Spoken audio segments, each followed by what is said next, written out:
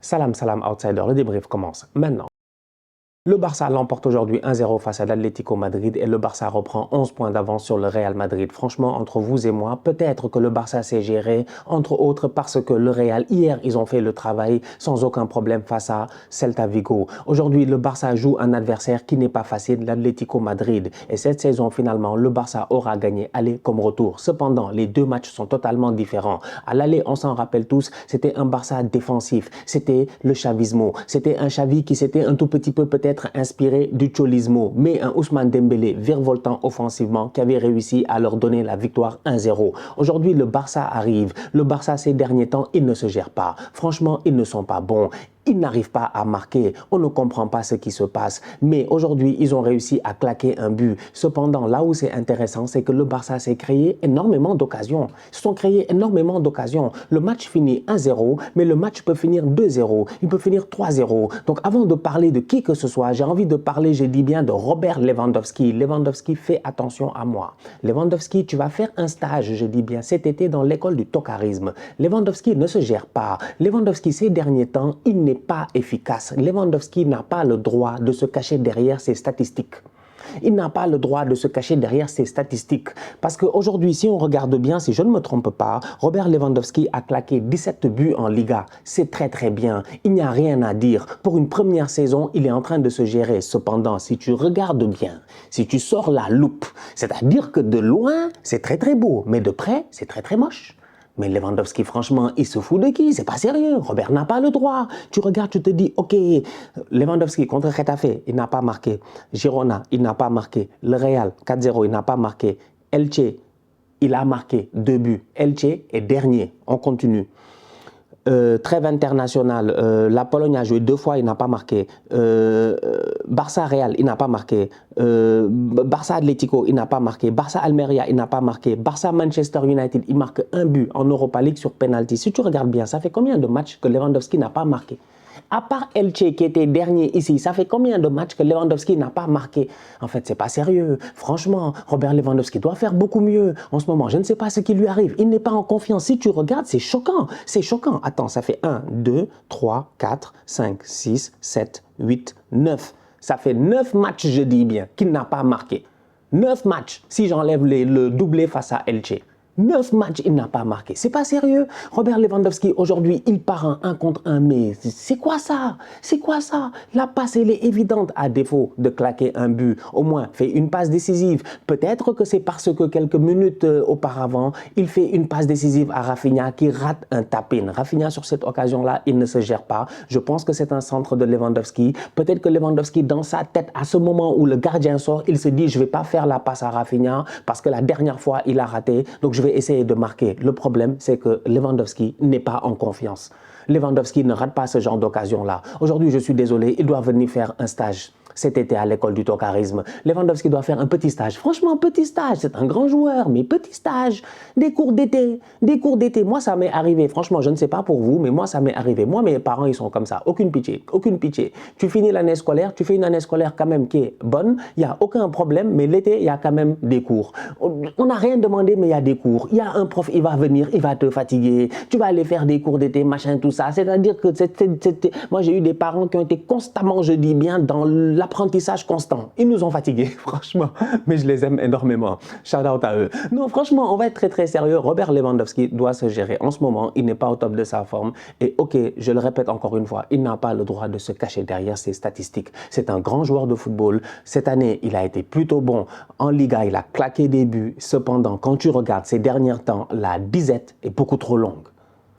C'est pas sérieux. Frenkie de Jong était de retour au milieu de terrain et Frenkie de Jong, franchement, top performance, il n'y a rien à dire. Pour un boy qui n'a pas joué depuis quoi, 4-5 matchs, aujourd'hui, quand tu le vois sur le terrain, tu vois immédiatement que lui ramène la stabilité. C'est comme le stabilisateur. C'est le stabilisateur. Sans Frenkie de Jong, tout est trouble, tout peut bouger, les affaires peuvent exploser à tout moment. Tu n'as aucun contrôle, je dis bien, sur les substances qui sont dangereuses. Alors que Frenkie de Jong, lui, il vient, il met sa combinaison nucléaire et il vient tout calmer, il vient tout contrôler. Il est excellent. banc. Franchement, Pedri était sur le banc, il est rentré par la suite. Lui aussi, il nous a montré qu'il est de retour et qu'il va faire du bien à cette équipe-là. Bref, tout ça pour dire, et toutes ces blagues-là pour dire que dès que tu as ces deux gars qui sont de retour, un ou l'autre, ou les deux ensemble, tu sens un Barça qui est beaucoup plus créatif. Un Barça qui réussit à joindre ses attaquants peut-être beaucoup plus facilement. Et aujourd'hui, c'est ce qui s'est passé. Et au-delà de Robert Lewandowski qui ne sait pas gérer, il y en a deux autres qui se sont gérés, c'est Rafinha et Ferran Torres. Bravo. Bravo. Franchement, bravo. On va être très très sérieux, bravo. Là, dans l'université du tocarisme, ceux qui vont me dire tu abuses, je m'en fous, c'est votre problème. C'est mes blagues. Si vous voulez pas rire, c'est votre problème. C'est votre problème, c'est pas mon problème, franchement. Laissez-moi dans mes délires. Mais Ferran Torres, non Ferran Torres.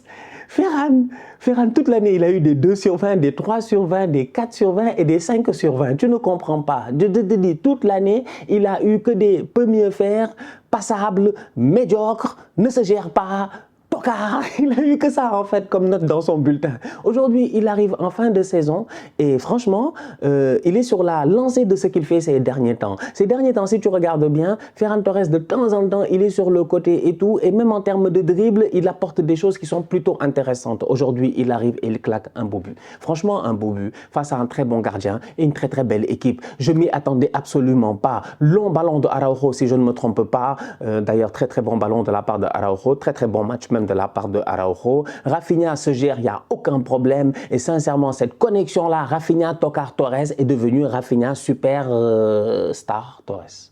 Franchement, ils se sont gérés. Très bien joué de leur part. Très bien joué de leur part.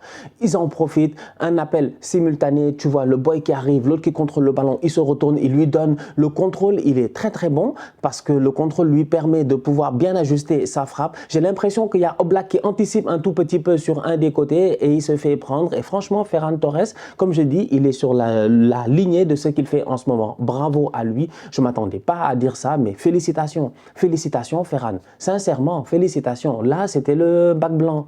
C'était le bac blanc. C'était le bac blanc. Le vrai bac n'est pas encore arrivé, tu vois. Mais c'était le bac blanc et c'est déjà de bon augure. Tu vois, un Ferran qui prend ses responsabilités, tu vois. C'est beaucoup plus dur pour Ansu Fati sur le banc. Mais moi, je suis surprise. Mais c'est pas possible. Mais Ferran, c'est un nulard. Mais où Ferran est devenu... Ferran, contrôle frappe. Bien joué. Bravo. Beaucoup d'activités de la part des ailiers aujourd'hui. J'ai décidé d'applaudir Ferran Torres et je pense que c'est très important. Ne pas constamment être dans la réprimande. Aujourd'hui, il a fait un match où l'activité était très importante. Il n'a pas cessé de courir. Il a fait les bons appels de balles. Il a été là où il fallait. Il a été au service du collectif. Franchement, une équipe du Barça qui a été très solidaire. Donc, bravo à Ferran Torres. Mais que dire de Rafinha? Que dire de Rafinha? La dernière fois, j'ai été dur avec lui en disant que Rafinha, il a l'habitude de temps en temps de beaucoup courir, de faire beaucoup d'efforts, de faire croire qu'il fait quelque chose. Aujourd'hui, il a fait quelque chose. Et ces derniers temps, même si le Barça ne marquait pas, même si le Barça, je dis bien, ne réussissait pas à surprendre ses adversaires, il y en avait un qui, devant, faisait quand même de l'effort, avait le plus d'activité, c'était Rafinha. C'était Rafinha. Donc aujourd'hui, il est lui aussi à saluer, il fait une belle performance, franchement. Un Rafinha qui a eu une passe décisive, mais un Rafinha qui aurait dû claquer son but, je ne sais pas ce qui s'est passé. C'est pour cela que je dis que ces enfants-là doivent quand même rester dans l'école du tocarisme. Parce qu'aujourd'hui, si tu regardes, Ferran fait un bon match, Rafinha fait un bon match, Lewandowski, bon, si Rafinha met la passe décisive, tu peux te dire peut-être que si Rafinha met le but, le tap-in, tu te dis qu'il a peut-être une passe décisive. Ok, d'accord, mais tout ce qu'ils ont raté, c'est quand même jusqu'à présent des syndromes de nullardise. C'est pas bon. Ils n'ont pas le droit de faire ça, franchement. Ils n'ont pas le droit de faire ça. Ils n'ont pas le droit de rater ce genre d'occasion-là. L'Atlético, jusqu'à la fin de la rencontre, jusqu'à la tête de Antoine Griezmann, ils peuvent claquer un but. L'Atlético, s'ils se gèrent un tout petit peu plus, si De Paul est un peu plus lucide, ils peuvent claquer un but. Antoine Griezmann, avec un peu plus de chance, peut-être que le crochet de Morata, la talonnade, c'est peut-être un but. Donc c'est pour dire à quel point l'Atlético aussi s'est créé quelques occasions. Le Barça aurait dû tuer le match et ils ne l'ont pas fait. Mais ça n'enlève en rien sur le fait qu'au moins leurs attaquants, après une période de disette, eh ben, ils retrouvent le chemin des filets, ils retrouvent le chemin de la décisivité. Je ne sais pas si ça se dit en français, mais en tout cas, ça sonnait bien. Bravo, bien joué, Rafinha et Ferran Torres. Yannick Ferreira Carrasco ira-t-il au Barça ou pas? Je ne sais pas, mais en tout cas, aujourd'hui, quand je regarde le profil des ailiers du Barça, je me dis Carrasco, Rafinha, ça peut être assez intéressant. Pourquoi ça peut être intéressant? Parce que tu as deux joueurs qui auront le même volume de jeu presque offensivement que défensivement. Rafinha, c'est là où je le salue, c'est qu'il il défend quand même, il court beaucoup, il fait des replis, il vient aider, il a l'activité qu'il faut, il va poursuivre le gars au milieu de terrain, il va faire un surpressing de temps en temps, il va venir soulager un tout petit peu ses milieux de terrain, il va soulager un Busquets qui joue avec une canne. Bref, tu as un Rafinha qui fait cet effort-là.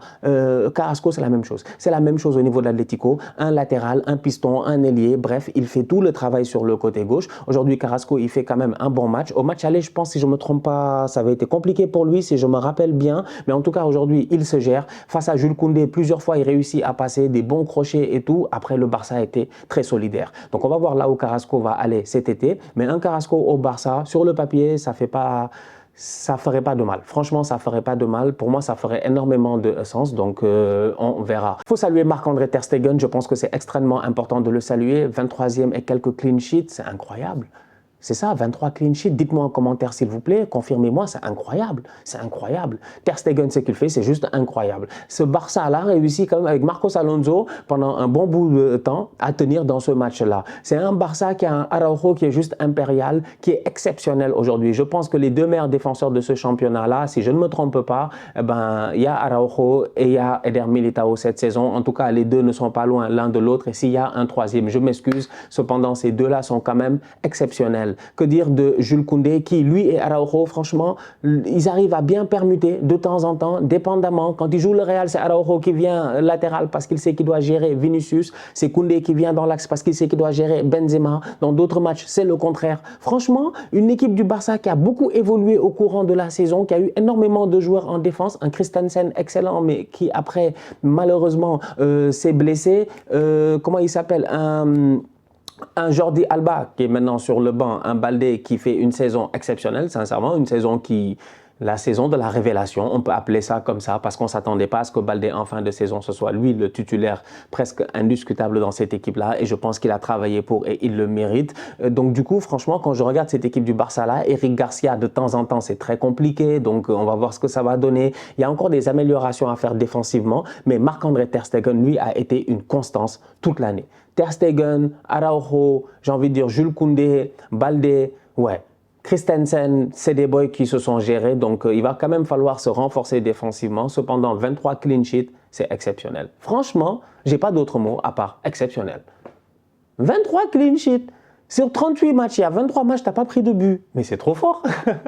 Bravo. Prochain match du Barça cette semaine face au Rayo Vallecano. On va voir ce que ça va donner avec les retours sûrement de Pedri, de Frenkie de Jong dans le 11 de départ. Deux joueurs très très importants. En attendant toujours le retour de Ousmane Dembélé. Et d'un autre côté quand même, petit shout-out au petit Lamine Yamal qui était sur le banc. C'est bien. C'est bien, 15 ans déjà sur le banc, on t'appelle comme ça pour que tu puisses sentir un tout petit peu le goût de l'équipe A, le goût, je dis bien, de la première division, dans un match en plus de ça qui est un match très très important face à un adversaire prestige, de l'Atlético Madrid. Je pense que c'est une chance inouïe. Massian avait fait une vidéo sur lui, je pense qu'il y a pas mal de youtubeurs Barça qui ont fait des vidéos sur lui. C'est un boy qui est excellent, donc on va voir ce que ça va donner. Il est encore très très jeune, il ne faut pas trop s'enflammer. La dernière fois qu'on nous a enflammé comme ça, le boy, on lui a donné le numéro 10, regardez ce qu'il est regardez ce qu'il est fatigué. Regardez ce qu'il est devenu, il est fatigué. En dessous. Donc vraiment, faut faire doucement. Faut faire doucement, tu vois. J'allais faire un jeu de mots. Actuellement, je vais le faire en Wolof. Lamine est un nom très très populaire. Vous-même, vous connaissez mon boy Lamine, fan du Barça. Donc Lamine est un nom très très populaire chez nous. Cependant, quand je regarde son nom de famille, Yamal, et si je devais faire un jeu de mots avec chez nous un mot qui est Yamal, et Yamal, ça veut dire reste tranquille. Donc j'ai envie de dire Lamine, reste tranquille, reste calme, posé. C'est vrai, parce qu'il ne faut pas que les affaires, ça te monte à la tête. Tu es là sur le banc, tu te dis non, l'année prochaine, je vais rentrer dans l'équipe A et tout. Après, tu commences. Non, il faut rester calme. Il faut rester calme, suivre ton destin. Le talent, tu l'as, donc moi, j'ai hâte de voir. Parce qu'attention, hein, dès que tu arrives chez les A, tu es éligible, je dis bien, au tocarisme.